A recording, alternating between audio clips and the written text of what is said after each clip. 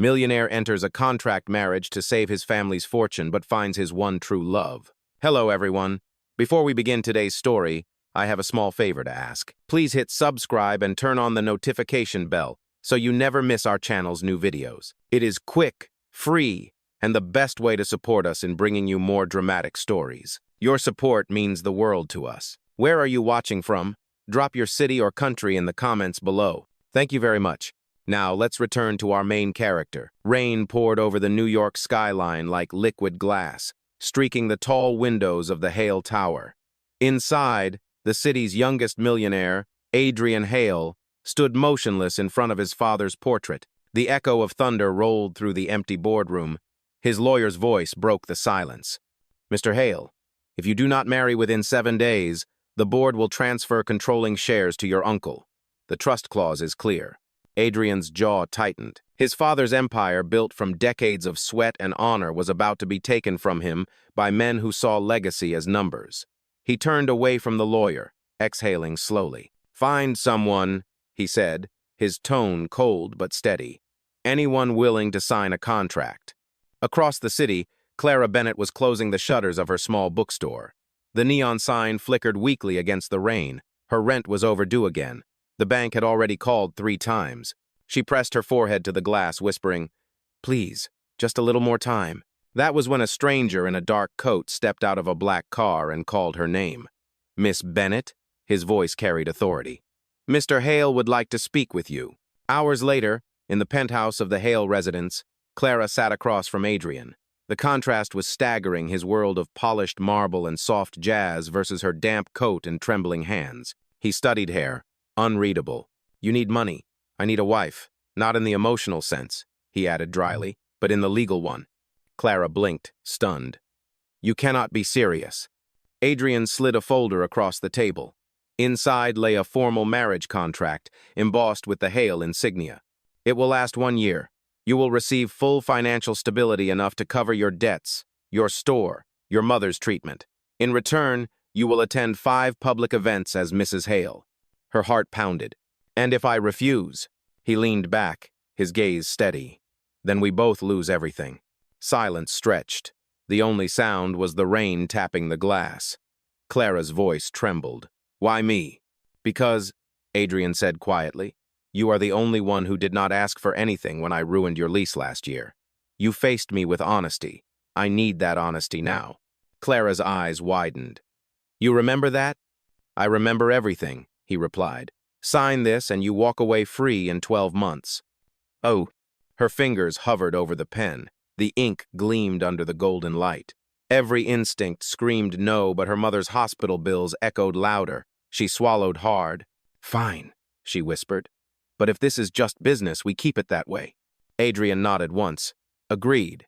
As the pen touched paper, lightning flashed behind them, illuminating 2 strangers bound not by love, but by survival. Neither of them knew it yet, but the moment their signatures dried, destiny had already begun to rewrite itself. The rain had stopped by morning, but the city still looked washed out and heavy.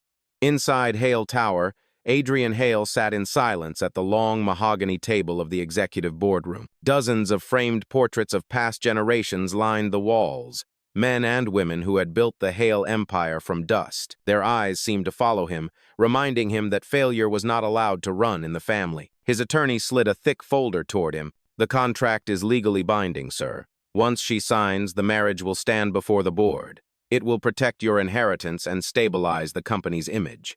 Adrian flipped through the pages slowly. Each clause was sterile, cold, as if love were a commodity that could be managed like stock. 1 year, he said flatly. "After that, she walks away free." The attorney nodded. "She has agreed to meet today." Across town, Clara Bennett folded the sleeves of her modest sweater and packed the last box from her small apartment. The bookstore where she had worked for years had officially closed that morning. The notice on the door said final auction tomorrow. Her chest tightened as she looked around one last time at the place that had been her dream since college. When the black sedan stopped in front of the building, the driver stepped out and held the door. "Miss Bennett, Mr. Hale is expecting you." Inside the car, the silence was thick. Clara kept her hands folded in her lap as the city blurred past. She had not slept. The idea of marrying a stranger, even for money, felt like walking into a storm she could not escape. When they reached Hale Tower, she was escorted to the top floor. The penthouse smelled faintly of cedar and expensive coffee. Adrian stood near the piano, wearing a dark gray suit, his posture straight and deliberate. He gestured toward a chair. "Sit, please." Clara obeyed, keeping her eyes low. "Mr. Hale, I still do not understand why me. There must be hundreds of women who—" He cut her off quietly. "Hundreds who would sell themselves for the wrong reasons. You are different. You told me once that you would rather go broke than lie. I need that kind of honesty now." She blinked. "You remember me from that day at the lease office?" "I remember how you refused my check even when you were losing your store," he said. "That is why I trust you to keep the secret of this arrangement." The butler entered with 2 cups of coffee and the same folder the lawyer had shown earlier. Adrian opened it, sliding it across the table. "These are the terms. You will attend public functions, smile for the cameras, and act as my wife. In exchange, I will settle your debts and fund your mother's medical bills. You will have complete independence after 1 year." Clara scanned the pages, her pulse racing. "You make it sound like a business transaction." "It is," he said calmly, "a business transaction that keeps 2 people alive." Her throat tightened. "And what if I fail to play the part?" Adrian's gaze hardened. "Then the board will find out, and both of us will lose everything." He pushed a small velvet box toward her. Inside lay a simple gold band, elegant but unadorned. "You will need this tonight. The media already suspects a secret engagement." She touched the ring lightly. It felt cold, almost unreal. "There is one condition," she said finally. "No lies beyond this room. Whatever we say in public stays there. I do not want my life to become a performance." Adrian nodded once. "Agreed." He extended a pen toward her. The sound of it clicking open echoed in the quiet room. Clara stared at the line that would change her life, her reflection trembling in the glossy table surface. She took a deep breath and signed. Adrian followed, his signature sharp and final. For a long moment, neither of them spoke. Then he stood, straightening his tie. "Pack your things, Mrs. Hale. We have a brunch with the board tomorrow morning." Her heart stumbled at the sound of that title. Mrs. Hale. It did not feel like hers, yet it now belonged to her, at least on paper. As she left the penthouse, the city lights shimmered against the glass elevator. Below her, New York moved on, unaware that 2 strangers had just turned their lives into a contract. When the doors opened to the lobby, the driver was waiting. Clara stepped inside the car again, holding the ring tightly in her palm. In the distance, thunder rumbled again over the skyline. The storm was gone, but somehow it felt like it had only just begun. "Love Millionaire, 39 foot," said. The next morning began with the soft chime of the elevator and the faint buzz of conversation. Clara Bennett, now legally Mrs. Hale, stood beside Adrian as the doors opened to the grand ballroom of the Hale Foundation. The shareholders' brunch was not a casual meal. It was a battlefield wrapped in linen and crystal. Every head turned when they entered. Cameras flashed like lightning. Adrian's hand rested lightly on the small of her back, guiding her forward with a calm she envied. "Smile," he murmured. "They are judging your every blink." Clara forced a polite smile, her stomach tight with nerves. "I noticed." A woman in a red silk dress approached them with a practiced grin. "Adrian, so this is your mysterious wife. The papers will go wild." Clara extended her hand. "It is a pleasure to meet you." The woman ignored it and turned back to Adrian. "You do know, darling, the board prefers stability, not fairy tales. Let us hope she photographs well." She left a trail of perfume and sarcasm as she walked away. Clara exhaled quietly, whispering, "I see why you needed a wife." Adrian's lips curved faintly. "You have no idea." They made their rounds, smiles, polite nods, endless questions. Clara held her ground until the inevitable happened. A waiter carrying champagne tripped near their table. The tray tilted, spilling across the pristine tablecloth and straight onto the suit of Mr. Langford, one of the oldest and most critical investors. The room froze. Adrian started to rise, but Clara moved faster. She reached for a napkin and began dabbing at the mess with steady hands. "I am terribly sorry, Mr. Langford. It seems I brought a little rain from last night's storm." Her humor caught the man off guard. He blinked, then chuckled softly. "No harm done, Mrs. Hale. At least it was the cheap champagne." The tension broke. Laughter rippled across the table. Adrian looked at her. something unreadable flickering in his eyes. For the first time, she was not playing a role, she was commanding the room. After the event, they walked toward the car in silence. The cool morning breeze carried the faint scent of magnolia from the courtyard garden. "You handled that better than most politicians," Adrian said finally. "I used to handle angry customers at the bookstore," she replied. "A room full of billionaires is not that different. They all want to be seen." He glanced at her, almost smiling. "You surprise me, Mrs. Hale?" She met his gaze. "That is because you expected a puppet." Adrian stopped at the car door. "I expected someone who would not crumble. I was right." For a heartbeat, the world fell quiet around them. Clara felt a warmth she had not expected, something beyond gratitude, beyond duty. When she looked away, he opened the door for her. "Tomorrow there will be interviews, be ready." She nodded, slipping inside. The city glittered outside the tinted windows as the car pulled away. Her hand brushed the wedding ring, cool against her skin. Somewhere deep inside, she knew that this arrangement was starting to feel less like a lie and more like something dangerously close to real. That night, the penthouse felt larger than usual, too quiet, too polished, too distant. Clara walked through the marble hallway, the soft hum of the city echoing faintly below. The day's noise and flashes of cameras still rang in her head. She had survived her first public test as Mrs. Hale, but the weight of the name still pressed against her chest like an invisible chain. Adrian stood on the balcony, phone pressed to his ear. The skyline glowed behind him, a sharp contrast to his tense expression. "No, the numbers will hold," he said. "The merger is on schedule. The board has nothing to worry about." He ended the call and turned slightly when he noticed her. "You did well today. Langford called to compliment you." Clara leaned against the glass railing. "That is a first. Usually I make people spill drinks, not approve of me." A faint smile crossed his face before it faded. "Do not underestimate yourself, Clara. You handled pressure like someone who has done it all her life."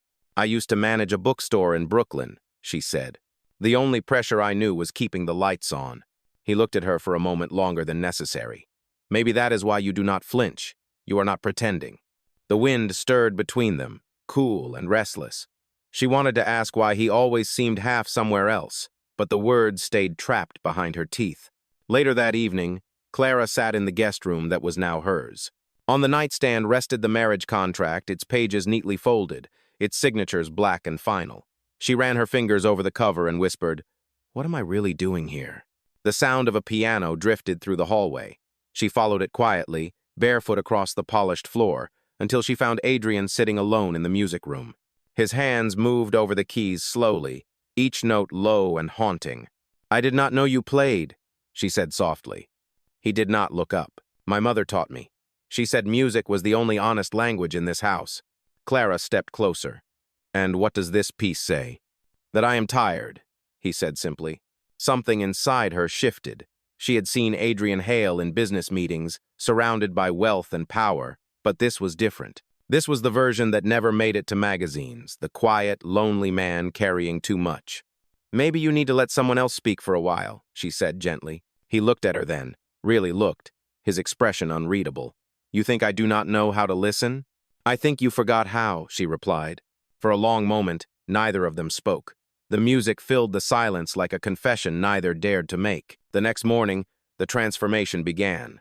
The staff had prepared an entire wardrobe fitting for upcoming events. Dresses, heels, etiquette lessons, everything a Hale wife was expected to be. Clara endured it all with quiet patience, though each mirror reminded her of the distance between who she was and who she had to appear to be. In the afternoon, Adrian joined her as the stylist adjusted a pin on her dress. His gaze lingered briefly, a flicker of something unguarded before he turned away. "We will attend the charity gala on Friday. It will be our first major appearance together. Expect questions." "I will manage," she said, smoothing the fabric at her waist. "I know you will," he said, and left before she could read the tone in his voice. When the elevator doors closed behind him, Clara caught her reflection once more. For the first time, she did not see the struggling bookseller from Brooklyn. She saw a woman stepping into a world built on illusion, but somehow she no longer felt like an imposter. As the lights of the city flickered on outside the windows, she whispered to herself, "You can do this." Yet deep down, she was not sure whether she was convincing the world or her own heart. Friday night arrived with thunder rolling somewhere beyond the skyline. Inside the ballroom of the Hale Foundation, chandeliers glimmered like captured stars. The annual charity gala had drawn the city's elite politicians, investors, socialites. It was Adrian Hale's first public event since his marriage, and every eye in the room was waiting to see the woman who had claimed the most private man in New York. Clara Bennett stood near the entrance, her dress a deep emerald green that shimmered under the lights. Her pulse raced, but her face stayed calm. Adrian appeared beside her in a tailored black suit, his presence commanding without effort. "Ready?" he asked. "As I will ever be," she said, forcing a steady smile. "Then remember confidence, not charm. They respect what they cannot read." He offered his arm, and together they stepped into the flood of cameras. The flashes were blinding, the noise relentless. Clara kept her composure, answering polite questions with practiced ease.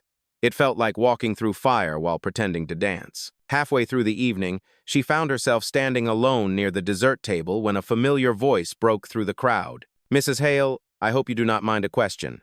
It was Veronica Hale, Adrian's cousin and a board member known for her sharp tongue and sharper ambition. Clara turned with a polite nod. "Of course, Miss Hale." Veronica's smile was thin. "Tell me, Clara, what exactly does a bookstore clerk know about philanthropy or corporate etiquette? The board is curious how you plan to contribute beyond being a headline." Several guests turned, listening. The challenge was public and deliberate. Clara's hands tightened around her clutch, but she lifted her chin. "You are right, Miss Hale. I do not know much about power lunches or stock valuations, but I do know how to keep doors open for people who need shelter.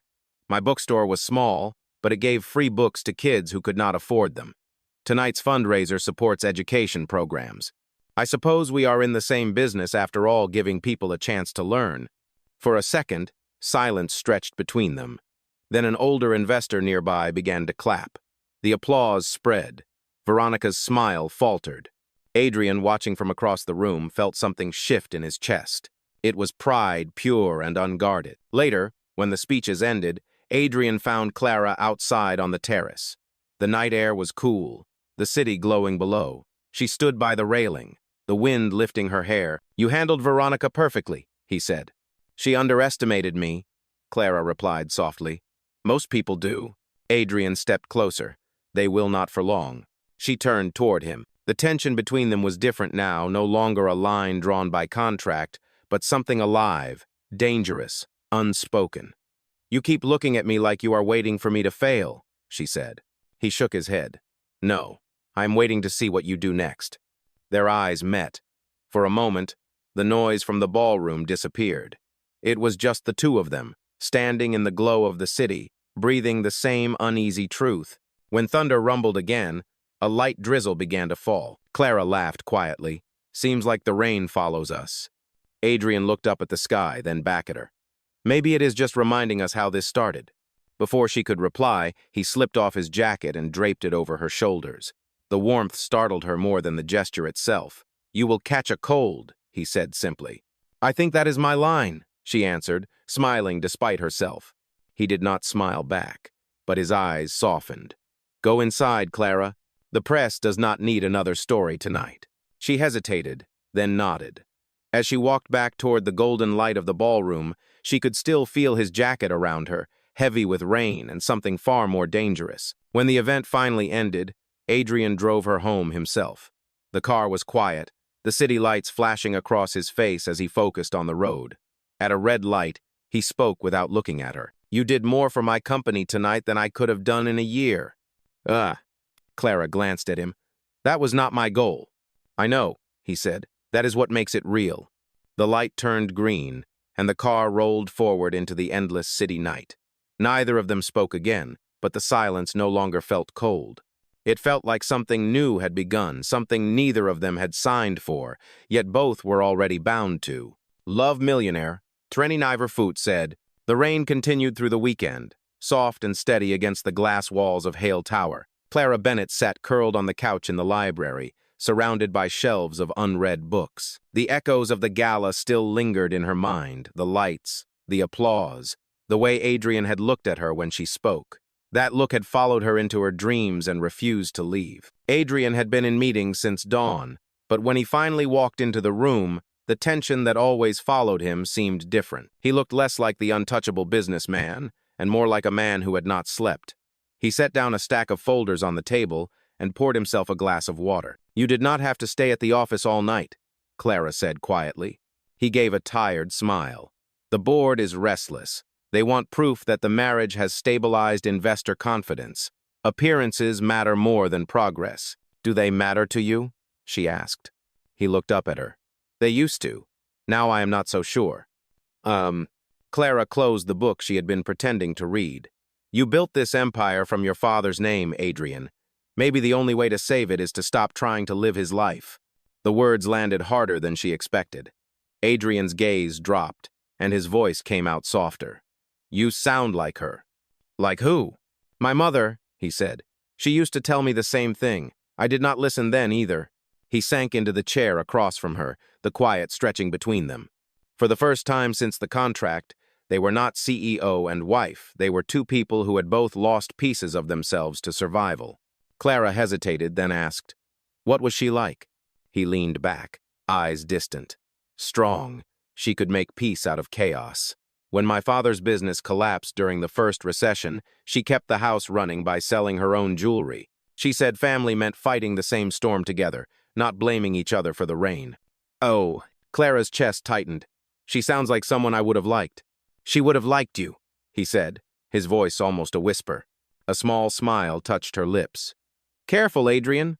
That almost sounded like a compliment." He met her eyes, and something unspoken passed between them. It was not the cold professionalism that had defined them, nor the calculated civility of their agreement. It was real, raw, and terrifying. A distant clap of thunder broke the moment. Adrian stood abruptly, as if afraid of what he might say next. "We have interviews tomorrow. Rest early. The press loves to twist every expression." Clara nodded, though her heart felt heavy. When he left the room, she remained still, listening to the sound of rain against the glass.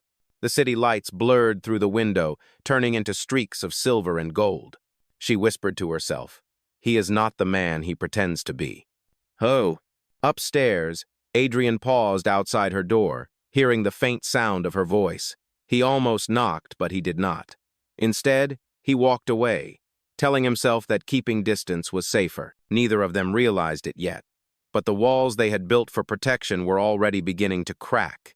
And what waited beneath those walls was no longer business. It was something that could destroy or save them both. The following week began with headlines that neither of them expected. Clara Bennett woke up to the sound of her phone buzzing nonstop. Dozens of messages, missed calls, and news alerts flooded the screen. The first article that caught her eye froze her blood. Leaked documents suggest Adrian Hale's marriage was a business contract. Her heart pounded as she scrolled. The article included photographs of the contract itself, blurred but recognizable, with her signature faintly visible. Reporters were already calling it the marriage merger. Ugh. Downstairs, Adrian was already pacing the living room, phone pressed to his ear. His jaw was tight, his voice clipped. "Find out who leaked it," he ordered. Every copy was locked in legal storage. Someone inside the board must have taken it.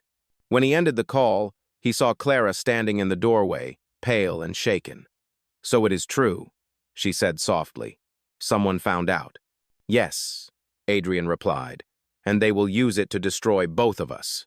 Her voice trembled. "You think I had something to do with it?" He froze. "I did not say that." "But you thought it," she said, hurt flashing in her eyes. "After everything, you still do not trust me." Adrian exhaled sharply. "This is not about trust, Clara. It is about survival.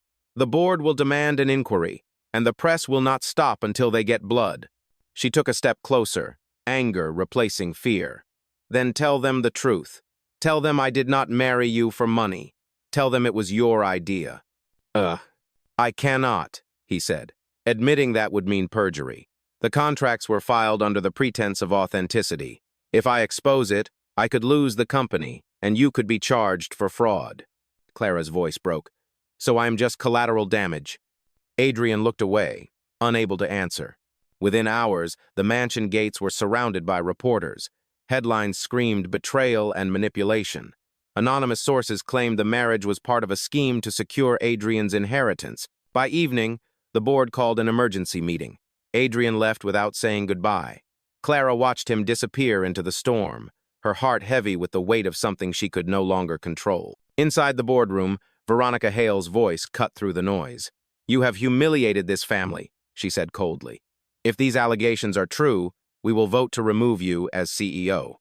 Adrian stood at the head of the table, eyes burning.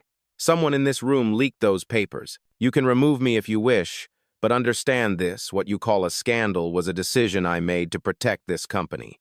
I took a risk, and I will face the cost." Veronica smirked. "Then the cost is your position." When the meeting ended, rain hammered the streets. Adrian walked out, soaked and silent. His empire was slipping through his fingers, and for the first time, he had no plan to fix it. At the same moment, Clara packed a small suitcase upstairs. She looked around the penthouse one last time, her voice breaking as she whispered, "It was supposed to be just a contract." She left the gold ring on the nightstand. The city below was a blur of lights and tears as she stepped into the waiting taxi. Neither of them knew it yet, but this storm, their first real one, was not the end. It was only the reckoning before the truth would finally be revealed. 3 days passed. The city moved on, but the scandal did not. The Hale name filled every news channel, every headline, every whisper at every corner cafe. Clara Bennett kept her phone turned off and stayed in a modest apartment above a flower shop in Brooklyn. It was the first quiet she had felt in months, but it was not peace. It was the heavy silence of someone who had lost something she never meant to love. She had not heard from Adrian since the night she left. The contract was over in all but paper. Yet, late at night, she still caught herself reaching for the ring that was no longer there. Meanwhile, Adrian Hale faced his own battlefield.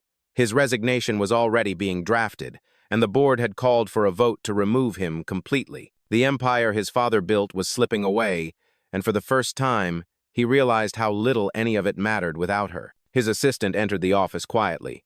"Sir, the investigative team found something." Adrian looked up. "What is it?" The assistant handed him a folder. Inside were security logs and email records. The leak had come from inside the board, but not from him, not from Clara. The digital trail led straight to Veronica Hale. She had bribed a junior staff member to copy the contract and feed it to the press. The motive was clear: destroy Adrian, seize control, and consolidate her own stake in the company. Adrian closed the folder slowly, anger giving way to clarity. "Prepare a statement," he said, "and schedule a press conference for tonight." By evening, the grand hall of Hale Tower was filled with cameras once again. Reporters crowded the front rows, expecting denial or silence. But when Adrian stepped onto the stage, his expression was calm. "The truth," he began, "is that my marriage began as a contract. I will not lie about that. But what was written on paper cannot define what became real." He paused, letting the words sink in. "The woman you have condemned stood by me when no one else would. She saved this company more than once, not with wealth, but with integrity." Gasps and murmurs filled the room. He held up the folder. "This," he said, "is the evidence of who betrayed us. My cousin Veronica Hale leaked confidential documents for personal gain. The board will receive these records in the morning." The flashes of cameras exploded like fireworks. When the conference ended, Adrian stepped off the stage and out into the rain. The first thing he did was call Clara. She answered after a long silence. "Adrian?" "It was not you," he said. "The leak, it came from Veronica. I have cleared your name. I should have trusted you." Her voice wavered. "Why tell me now?" "Because I cannot fix what I broke if you keep hiding from me," he said. "Meet me tomorrow, please." The next morning, Clara arrived at the Hale Foundation event hall, unsure why she had agreed to come. The room was decorated for a new exhibition, photographs of community projects she had once helped design under the foundation's outreach program. As she stepped closer, she saw a small plaque on the wall. "The Bennett Initiative, honoring integrity over appearance." She turned, and there he was. Adrian stood a few feet away, holding a single white rose. His voice was soft, but steady. "This was supposed to be a foundation event," he said, "but I think it became a confession instead." Clara's eyes shimmered. "You did not have to do this." "I did," he said, "because this time there is no contract-only choice." And for the first time, she smiled. "Then I choose to stay." The applause that followed came from the staff watching from a distance, but neither of them heard it. In that moment, the chaos faded, and all that remained was the quiet truth. What began as obligation had become the only thing that felt real. 6 months later, spring returned to New York. The city was alive again, warm, bright, and full of the kind of hope that only comes after surviving the storm. Inside the newly renovated Hale Foundation Gallery, a private event was underway. Guests moved quietly among the displays, stopping to admire photographs of schools, libraries, and shelters funded through the Bennett Initiative. At the center of the hall, beneath a glass dome flooded with golden light, stood Clara Bennett, no longer the woman who had once hidden behind borrowed elegance, but the partner and co-director of the foundation that now bore her name. She was greeting donors when the soft sound of applause drew her attention toward the entrance. Adrian Hale stood there, holding a small box in his hand. His expression was calm but filled with something deeper than pride, gratitude. The crowd instinctively stepped back, giving them space. He approached her slowly. "When we signed our first contract," he said, "I thought I was saving my fortune. But it turned out that I was only learning how to earn something far greater." Clara smiled, her voice barely above a whisper. "And what is that?" He opened the box, revealing the same simple gold ring she had once left behind on the nightstand. "A second chance," he said. The room fell silent. The lights caught the ring and reflected it like a small sun between them. Clara felt her chest tighten, not from uncertainty, but from the quiet certainty that this, after everything, was real. "You already had my trust," she said softly. "Now you have my heart." Adrian slipped the ring onto her finger once more. The applause that followed filled the hall, warm and unrestrained. Later that evening, as the guests departed and the city lights glittered through the glass ceiling, Adrian and Clara stood side by side, looking at the final exhibit. Inside a clear display case rested a single framed document, the contract that began it all. Clara traced the edge of the frame with her fingers. "Strange, is it not?" she murmured. "That a piece of paper meant to end in 12 months became the start of everything." Adrian's arm slipped around her shoulders. "Some contracts are written for business," he said. "Ours was written by fate." Outside, the wind carried the faint hum of the city, a city that had once doubted them, now watching their story end exactly where it was meant to. As the lights dimmed, Clara whispered, "This time, no signatures, just forever." Adrian smiled, and together they walked out into the New York night, leaving behind the echo of applause and the proof that love, once real, needs no contract to survive.